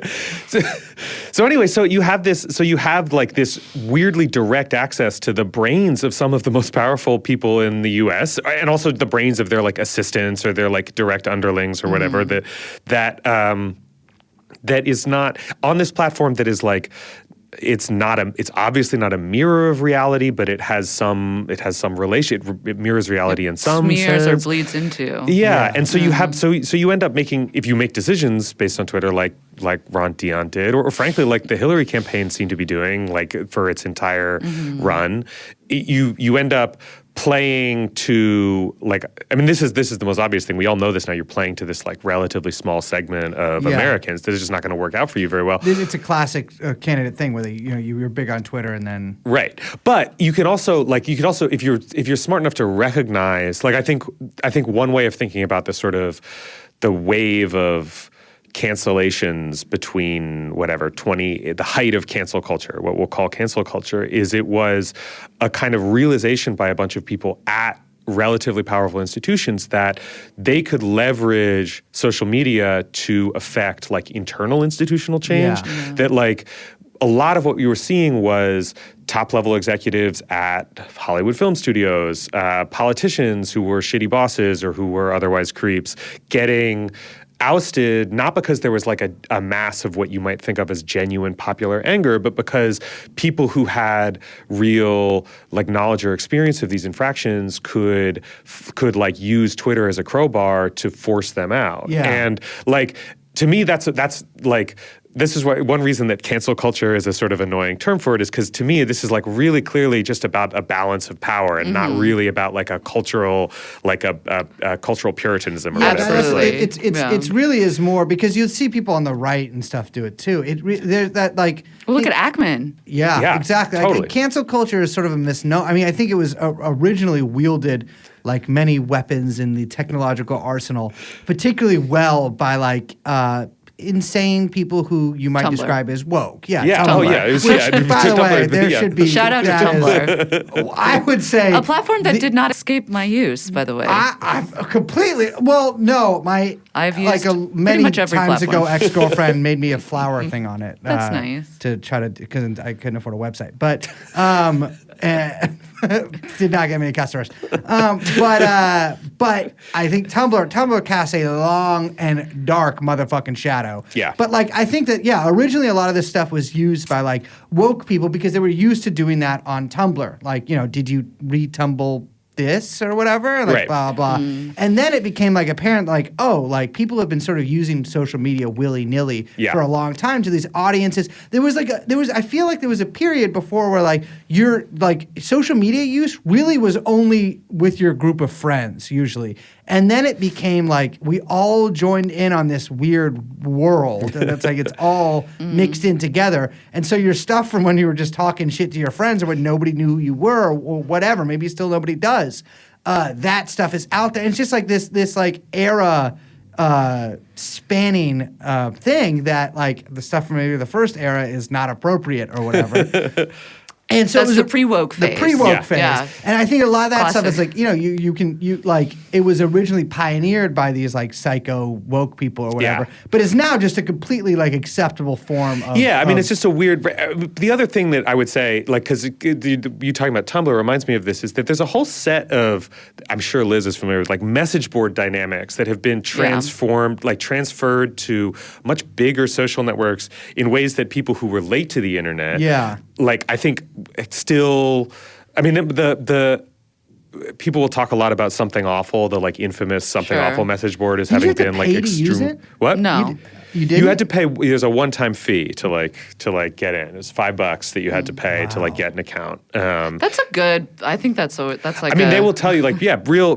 They call themselves goons. Real goons will tell you like that was what made it. don't like that. But the other thing was, it was like the culture was relentlessly bullying, and like a lot of. I mean, Tumblr kind of was too. Just it was a slightly less direct and cruel kind of bullying, and like LiveJournal had its own. Yeah. But Sure. that kind of like abject like cruelty to people who couldn't follow the rules was always understood as how you create like a specific and enjoyable culture. And that transferred like almost one-to-one to Twitter in a way that I think like really, like one theory I have about the Bernie bro thing was just that you had a lot of like very earnest, maybe not that intelligent, like Hillary staffers and DNC types. And then they were like, and then a bunch of like power Something Awful posters who have been like honed like diamonds, like crushed in like the meanest, funniest people you could possibly meet, just going in on them in ways Like they had Felix never Biederman. experienced before, and it just broke them. Like Yeah, it just it completely really like made a lot if of you people didn't know insane. about Something Awful and then you encountered like Something Awful posters coming at you on Twitter, like I could see that is the kind of thing that would make you go completely insane. And unfortunately, like because Twitter was the elite social network, some of those people were extremely powerful, in charge of news networks and whatever Yes. else. And it made them go crazy. Let's not forget the snake emoji. The Warren people were, I think, Which some we of the, participated some big in. major casualties there. Yeah. Poor Warren people. The Warren people they with got- all their Hitler tattoos, in a very, their concentration camp a tattoos. very sort of anti-Deutsch-esque move, getting their Holocaust tattoos. If you have a Elizabeth Warren Holocaust tattoo, please hit the tip line. If you have an Elizabeth Warren tattoo of any kind, Hit the tip line, please. I'd like to speak to you. I need to know where you are I'd right like to, now. you know what? I'd like to have an Elon Musk style baby with you. I would like to see what comes out of the union of your motherfucking egg and my rockin' sperm. No sex needed. I just want to see what the baby looks The like. most perfect centrist. And we're putting that kid in the iPad all day. Absolutely. This is Ben H. Esser. This is Dune. We're creating the Kwisatz Haderach between you and the Warren tattoo. Oh, he is the Kwisatz Haderach. Can I propose something to you? Hit me. Are you still virile? Interesting hesitation. Is that a proposal? No, not with me. That's. I'm not saying no. I just don't know how that happens. Have you thought about having another baby and raising it on the like iPad? a control group baby. A control group, normal baby. Oh, I see. assume your one is Ricky Reed now, and then you have another baby, Rodney Reed. And you kind of just give him the iPad, give him the Peppa Pig. First of all, I love this idea, obviously. This is how you get around the replication crisis. Yeah, and I think my wife would be absolutely, I can't imagine down? like any objection. Why Yeah, she if loves she's science. not down, we She's can like just science. get you another kid. And like, it doesn't have to be related to you, but it's not a great control group then. well, you do just kind of put, want the same like way. you just inject it with HGH that was mixed in with your own shit. I love it. Well, and so Rodney gets all the Rodney iPad. gets all the iPad, everything else, everything he wants. iPad, Binky, what other kids? Just No, cigarettes. it's iPad, iPhone, Galaxy. Galaxy, Yeah. Amazon Note. Fire What's tablet. the one that Fire catches on tablet. fire? Oh, like yeah. I want Tesla. Rodney streaming. I want Rodney stream. Like, do you remember there was a Yeah, viral streamer. video of like some 8-year-old girls doing like a makeup tutorial thing that like went around with this is modern society like being fucked up. I want Rodney to be doing that at 3. Yeah. Whereas Ricky doesn't even know about this shit. Like Right, Ricky is exactly. like playing in Prospect Park. Where do you see? Let's. What's the hypothesis? Where's Ricky in 20 years, and where's Rodney in 20 years? Ricky, well, unfortunately, there's a high chance that Rodney at some point murders Ricky. Yeah. But But we're back to the Bible. we're back to the Bible there, exactly. Can't Which makes escape you it. God. But I would say Ricky, we don't know because we don't know what kind of world is going to be there for Ricky in 20 years. That's true. Yeah. Rodney, though, will probably be completely fine by the standards of 20 years from now. You know, I was talking to a friend who's like teaches pretty young kids, and she was like, literally every kid that comes into my class now is like afflicted by like autism or like extreme ADHD, and like I don't know what to do with it. And I hear like no kids can fucking read. Like it is, and I sound like an old person. She used to bring you in to teach them to be No, this is- podcasters. It's like Yeah. the last job left Exactly. for you. I literally just was at a dinner with A bunch of babies. a bunch of babies. No, one person who taught high school in a pretty pretty poor school district. 2 people that taught in the humanities at a university, and one person who taught in, crazy enough, astrophysics, which that threw me, at another university. And we were just talking about it, and they were saying that, like, literally, like, kids that come into these schools, you know, there was private universities, public university, public high school, right? That they can't read. That the astrophysics guy was like, they didn't understand fractions.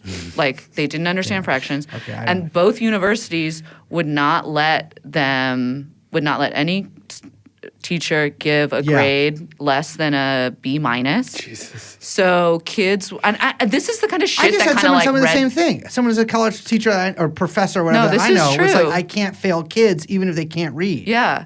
And so they're advancing these kids that are not knowledgeable, that are not like don't understand. And in the case of this like one university that is like an Ivy League, whatever, all of the kids are going and getting jobs at McKinsey. That's like where they recruit for these kids. Like it is so blackpilling to kind of understand the pipeline here. Imagine you were like a direct to consumer, like, you know, what a medical supply company or something, and you need to restructure. And you call on McKinsey guy, and he's like, I can't read this, so I respect what y'all are doing here, but I do need you folks to maybe like a pictorial kind of thing. Yeah, can you translate You're these? like, What's I need this to cut number my above costs this by line? a fourth, and they're fourth, like, "What's wait, by what's 4? that?" We can do that easily. Just But it's like it makes me feel like some crazy, like what I assume to be sort of like based subscriber to the free press or whatever thing is.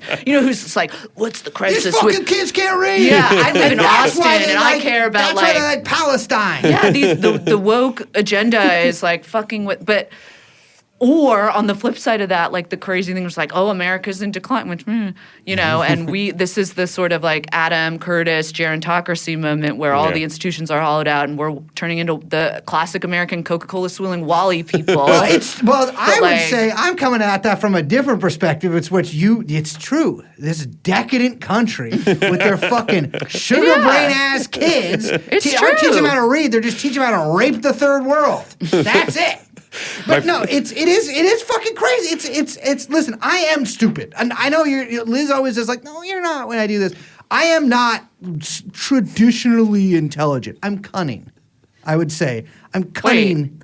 No, I think that you're smart, but I don't know if you're cunning. I have a degree of cunning. I don't know about me that. I I'd think say. that you're like doing the kind of like reverso, like, I actually am so actually, smart. I just listen to women too much. I kind of do thing, listen which to you women have too much. said that to which me. I do listen to women too much. Okay, do you My also work job- too who hard else- at your Who job? else has a job? Who else has a job where they go to work where half their job is listening to a woman? Well, first of all, I don't know about that Like listening young part. Chomsky. Okay, fair enough. Yeah, and young Chomsky, look at this sweater and the pose he's doing, so non-threatening. Exactly like myself, except I have to lean towards the microphone. I'm saying I don't know fractions either. Yeah. I'm saying that. I do know how to read. I think told you know this before. fractions. This is the TikTok clip here. This is you admitting that talking to women has made you stop learning fractions. So I want to stop because I'm like, what's going on? Because in of the here? woke agenda, I don't understand math. I've stopped Yes. learning fractions. I don't understand So math you need to 'cause eat only liver from here on out. You need to inject yourself with I tea. do eat a lot of liver now, but I have a crazy. My boy Sammy's really into that stuff. He says he cured his lactose intolerant by drinking. Yeah, raw you milk. told me about this, and I still don't think you should. But because I have to do it for 6 months, and I'll have diarrhea. I don't want to do just that. go to the doctor. What is a doctor gonna cure me of being Jewish? Yes, doctors tried that, Liz. Okay. Anyways, I gotta say this: I may not be Mr. Titan of I may not intelligence. be. I may not be Mr. Titan of intelligence. I'm just saying this. I'm trying to relate to our Zoomer Okay, listeners. okay. First of all, if you can't read, hit the tip line. Yes. Tell us what that's like. Jared Leto. Hit the tip line. I'm a child of the 90s. Exactly. Or actually, speaking of Jared Leto and child, if you know what I'm talking about there, and you have some real facts, also hit the tip line because I cannot believe that I Jared went through Leto our is tip line still the other day. We got some good stuff. fucking working. That I gotta check out. We're gonna do another tip line episode. People have been asking about it. But if you have Jared Leto tips, please, please, please, please. That is my white whale. Anyways, We know things about I'm him. saying I do know things about Jared Leto. I am not smart in the book smart. Let's say I actually have read a lot of books, but I'm retarded. and This is so fake. By the way, you came. No, stop. I'm stopping you right now. I'm starting again. But we were at Thanksgiving, and my parents were there. Young Chomsky was there, and his father. And Brace strolls in, and it's like, I'm cooking Thanksgiving for fucking 14 people. That's and what I'm I like, said. thank God Brace is here because he is like he's like the best person to have a dinner Cunning! party. It's not cunning. That's not cunning. No, No. You're just like, take the mic, basically. And I'm just like, great, I'm going to on over there. You know what I mean? But one of the people at our Thanksgiving was a professor, and she was delighted by you and was like, because we're just rattling off random like novelists who were killed and like random French writers who were killed during the revolution. That's the only thing I know. And imagine, No, it is, like, imagine so if she'd much asked you to shit. list fractions. Like, you would have Exactly. been That's so what I'm saying. fucked. It's a fucking Liz. You don't understand. It's a Potemkin village. It's a Potemkin village. You don't understand. I can't drive. Okay. Me neither. I know you can't, but that's because That's you're just somebody with cunning would be Can able you to drive. drive, Max? Yeah, of course. How I grew up in New fast? Jersey.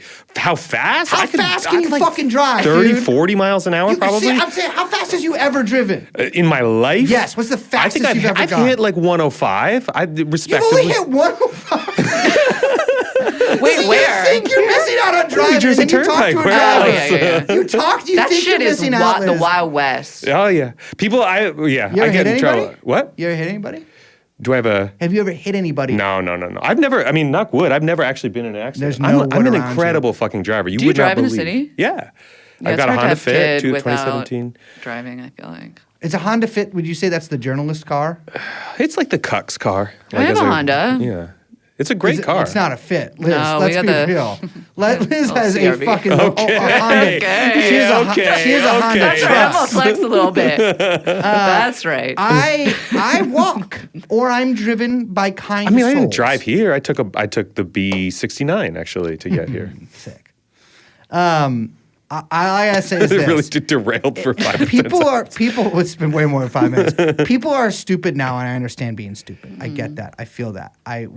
But you gotta learn how to read. That's really what I was trying to say. I'm not trying to come at you from my ivory tower. I'm just saying you really gotta learn how to read. It's gonna be difficult for you. What it seems Maybe it like won't. to be is like it's like context clues. Like people do not understand context. We're just in the bitching corner now. I'm with you. Yeah, people don't understand context now. No, fuck it. I'll go like Barry Weiss on it or what I assume. I don't know. I haven't listened to that. Well, they don't understand the history before October I don't think 7th. this is Barry Weiss is not. There's like no that group. They don't want critical like context clues or whatever. They just want. I mean, not to be whatever, but it's like they want super hierarchical, super straightforward, No, learn the thing that you're absolutely. given. Yeah. They're mad that people aren't learning the thing that they've been given when, that seems like they probably are. They're just not learning. But when you were talking about Gen Z, Gen Alpha stuff before, when you were saying like there's this weird sort of like cynicism or nihilism or like also using words that they don't totally understand the meaning to, Yeah, to well, some people describe. can't pronounce things. But yeah, no, I but definitely. saying like, oh, this is me doing irony or this is me I'm doing doing satire aesthetics. when it's like, doing I'm aesthetics. doing Don't get me aesthetics. started on that shit. POV, yeah. No, but I do think I've noticed there's like I know this sounds like every generation says this about, we're doing Elderhead Millennial Corner now for sure. If you are young, turn this off. But I do think there's a crazy like mercenary attitude that I've noticed in like Gen Z people, or even talking to friends who like have hired or worked with Gen Z people or Gen Alpha or whatever it is now. I don't know, whatever. I think it's still Gen The Z. youngs people, where there's an attitude of just like, it's like real stripped down. Like there's just, well, no, I just got to make money and just do whatever. Like it is like extremely, I would say driven in a different way, because I also think they're very lazy in different ways that like make a lot of excuses for themselves in very, Well, look, very millennials are- creative ways, I will say. I would say millennials are probably the laziest, but yeah. But just like very, a kind of mercenary attitude to the universe and to the world that is sort of, I guess you could call it nihilism. I feel like that's always wielded at like younger generations. So I kind of want to like try to avoid that, because I do think I'm kind of talking about something I different. mean, partly it's like a subjectivity shaped by American being on these Psycho platforms. I shit. mean, maybe this is a hypothesis. I'm not going to say that this is definitely the thing, but I think you could argue that like that particular kind of like, because a lot of this is like hustle grind mentality. Yeah. Like all this stuff is like is seems to be a big, based anecdotally at least, sounds like it's a really big part of these kids' lives, especially like young boy. Like what I hear from like teacher friends or whatever about young men is that they're like we've raised truly one of the most awful generations of young men. Not even just like misogynists or whatever, but just like just the dullest minds that you could possibly imagine.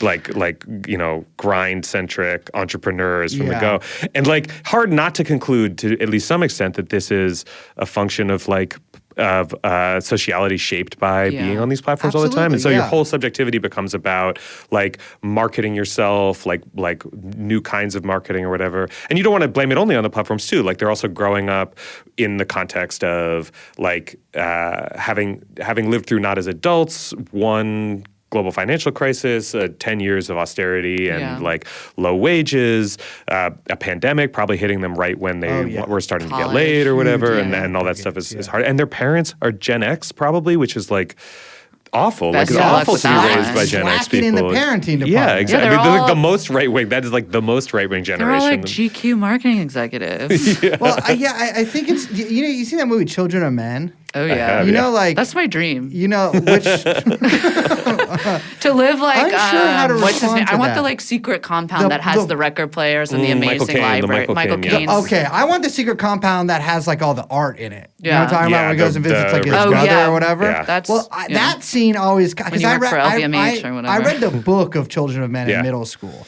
which is a pretty good book, very, very, very different story than the movie. They're both very good, but they both have a sort of psychotic young generation in it. But I think the movie does a really good job. They only show this one kid, but it's like when they go into like the place where they have the Mona Lisa or whatever, he's like visiting his brother. I can't, for some plot point. They have like his sort of psycho-looking kid who's just like using this like little handheld computer thing the whole time. Oh, yeah. And like is just like taking pills and shit like that. And I'm like, the thing is like, I'm not making a moral judgment on like young people now. Like I think millennials are some of the whiniest, corniest motherfuckers to yeah. ever live in human history. I would say, without absolutely, the millennial is the whiniest being that has ever been in the known universe. That is also, though, partly because there's so many more of us. Yes, and so there's many It's more such a mouths to bigger line. generation than Gen X and then Gen Z, even on the bookend. But there. I'm like, I think that the millennial method of interacting is like somewhat warped by social media dynamics as well. But it's like we were sort of saying at the top of the episode, it's like, we're not digital natives just by dint of the fact that like we were born before this stuff became ubiquitous. And now, to use that word again, but like Gen Z, it's like, yeah, a lot of the dynamics are shaped by that. And of course, like there's the phenomenon of kids like addressing chat as sort of this like unseen figure in the room. Yeah. And it's done in this sort of like tongue in cheek way, but like it's also kind of not on a deeper level. And like I'm just like. It's funny because you see this reaction, and we were talking about this before we started rolling, but like this reaction of like right now there's this sort of trend for like sort of the OnlyFans moment is over and like the trad influencer moment is rising. And I think that's mirrored in like there's a rising conservatism in general. I think the sort of the woke moment's been done for a little bit now, but now something is kind of coming to replace it. But like in that discrete instance of like the sort of OnlyFans to whatever Christian or whatever. It's people searching for some kind of meaning. Yeah. And like they're learning these ways of meaning, these ways of being from other people on the internet. And like it becomes its own like self-replicating, almost like digital native thing. And like obviously there's the clear, very plain hypocrisy, which is sort of boring to point out, of like, are you really traditional if like you're spending 12 hours a day online selling supplements? No, obviously you're not. You're just like a digital marketer, but you wear slightly more modest athleisure. But like it is like there are new subcultures that are like appearing from this like digital unconsciousness that like freak me out because they don't have a real subcultures of all kinds have many problems, but like, what a boring statement, but it's true. But like many of them at least have like roots in sort of reality. And instead there's this collective nightmare, which we call the fucking internet, that is like birthing these new things. And like, there can't be like beauty or goodness from that. Well, they're all about to get really, really resentful of millennials even more because millennials are about to be the richest generation to have ever lived. Yes. Millennials. Let's fucking go! No, but it's true. There's about to be the largest wealth transfer in history, as they like to say, is actually going to happen. How? Because millennials are all going to inherit their baby boomers' wealth. This is like a big, massive transfer that's going to happen as the baby boomers die off. Are you serious? That's like a real thing? I mean, not all of us and not all every at single once. person. I know, but like, I mean, is that- I'm not inheriting shit, but like those that are the 1% of boomers that are going to die off. I mean, that's all that money is going to go somewhere, and it's all going to go to this new generation. Oh, I thought they had just spent it all. No. Well, because like Gotcha. they all have houses, among other things. Like all yeah, those it's houses true. are going to Yeah. get. Well, millennials also have been buying up That's a lot true. of houses. Which I don't understand, because who is that? a lot of people. That's the American people. The American homeowner. I know, but I thought The American Manhattan small thing- business owner that loves to be also an statistic I American busted homeowner. out of like 68% of houses in Manhattan being bought with cash last year. Well, that's a lot of BlackRock stuff. That's got to be, right? Like Blackstone, just yeah. like investment funds buying that shit out. Yes and no, but I mean, you have to. I think being such a coastal elite, we forget the median house price is not Yeah, it's like cheap to live in Dayton. $2.5 million Yeah. for a 2-bedroom apartment. Yeah. Whatever the fuck it is in New York City. At the same time, I mean, I don't know who's buying fucking houses at 6-7% interest rates.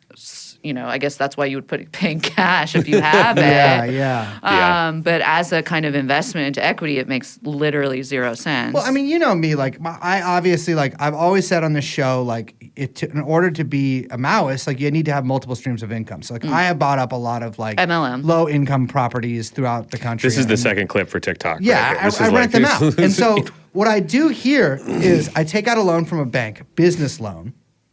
I pay my credit card debt with that. I buy a new house on that credit card, and then I pay off that credit card debt with another business loan for another bank. You can replicate this if you want. And so I just do that, and I do that, and I do that, and I charge, I'm going to say this, frankly, the highest rents in the country, and I get those fucking rents. Yeah. Yeah, absolutely. I mean, that actually would be perfect for TikTok. That exact clip. Exactly. I wish I had been filming it right there, and we could have get the little I was kind of trying AI to do subtitles. that. No, you nailed it. You see, this is cunning. That was actually a little bit of cunning right there that you had. Dude. I can't believe you said it wasn't cunning. I don't think you're cunning. What do you mean about cunning? I don't know. That you know about. I know about everything. You don't know about everything. I know about everything. We got to wrap up. Max, This has been fun. this has been fun. Yeah, this We was a should do great this again conversation. sometime. I think we solved all the world's problems, right? I Sure do too. sounds like it. And you know what? If you're mad at us for talking about social media, take a look at your damn self. Why would people be mad? People always get mad when we. Here's the thing: people do get mad. I think, and I understand this reaction on a certain emotional level. It's like when you are like, "This is bad for you." People are like, "You're haranguing me" or whatever. Like you're just complaining. You know? Like it's a bit like, you know what? It's good to complain. Yeah, first of all, one, got to complain about Gotta something. complain about something. That's like, how else can you live life? I grew up on Seinfeld. Like, you complain about everything. Got to complain about something. That's the plot of the show. So that's the plot of my life. Second of all, Fair enough. second of all, I think that the other thing is that people assume when you're talking about something, you're somehow excusing yourself from it. Yeah. Which is why I always try to remind people constantly, I'm always implicating myself in everything that I'm talking about. Gonna be real. I'm not implicating myself in the TikTok thing. I mean, I'm not saying I'm any better than anyone else, to be honest. Like, I'm thoroughly mediatized. I am thoroughly, like, in this fucking water. I'm in this shit trash can with everyone else, you know what I mean? But I think that's what enables me to try, at least, or that's what, like, compels me to try to find some distance from it, you know? Because, I don't know. I mean, I'm not better than anybody else. I'm just a gal with a podcast. I mean, and as we talked about, like a lot of the stuff that's wrong with TikTok is very similar to things that have been wrong with everything else that we Yeah. are. Like, not Yeah. like, you know, we didn't watch a million hours of TV. It's not like we didn't all become addicted to slot machines. It's not like we didn't I all, love you to know. fucking gamble, dude. Yeah, exactly. So There's we are another. implicated in some sense in the TikTok thing by analogy, if by no other way. Well, if you loved that, wait, you had a good radio voice too. Oh, thanks. That's just you guys are so But nice. a horrible YouTube face. The man is ugly, ladies and gentlemen. No, he's great looking. And in fact, nope. This is more cunning. This is more of you being cunning. Because you don't know what I'm really thinking right now. No, I don't. What I'm thinking is, But you got me wrapped around your finger, Britt. You've got me. I don't know how to sing that song. maxread.substack.com. Fantastic. Liz and I are both, and you know what? I'm not sucking a dick with this, my brother. This is the plain truth. Liz and I are both paid subscribers to this. Read it, fans. Glad you came on the show. Thank you guys. Thank you guys so much. Yeah, thank you so much. Such a nice conversation. You put it in your Substack that you went on. Oh, of course. Are you kidding? You can just copy paste our group chat when we were prepping for it. yeah. That's a little Well, you don't want content to copy tip. paste some of the stuff he said. That's a little content Some of the tip. stuff he said was really awful No. to people. Well, To specific, I'll blur to out some specific names powerful people in and some media. ethnicities, and I think we'll yeah. be totally fine. Yeah, I mean, it's crazy that you live like this in 2024. Well, I'm not going to send the photos that I sent you. But guys. it makes sense that you're on Substack.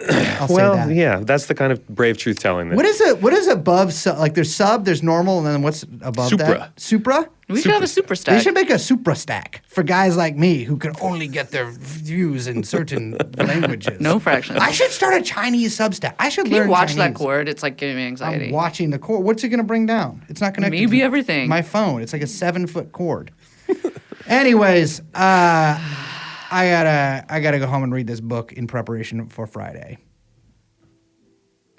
Max Reed, ladies and gentlemen, thank you for joining us. My name is Brace. I'm Liz. We are, of course, joined by producer Young Chomsky. The podcast is called, you know what? You say it.